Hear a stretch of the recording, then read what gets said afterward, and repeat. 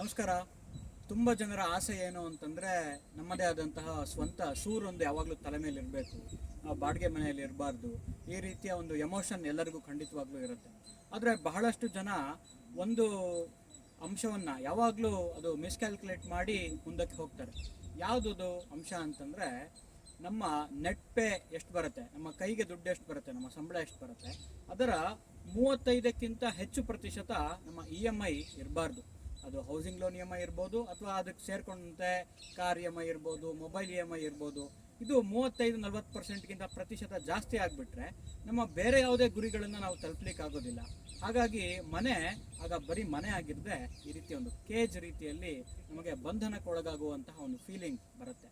ಹಾಗಾಗಿ ಸ್ವಲ್ಪ ಸಂಬಳ ಜಾಸ್ತಿ ಆದ ನಂತರ ನಮ್ಮ ಹೌಸಿಂಗ್ ಲೋನ್ಗಳನ್ನು ನಾವು ತಗೊಂಡ್ರೆ ನಮ್ಮ ಜೇಬಿಗೂ ಖರ್ಚು ಕಡಿಮೆ ಮತ್ತು ನಮ್ಮ ಉಳಿದ ಗೋಲ್ಗಳಿಗೂ ನಮ್ಮ ಹಣ ಸಾಕಾಗತ್ತೆ. ನಮಸ್ಕಾರ.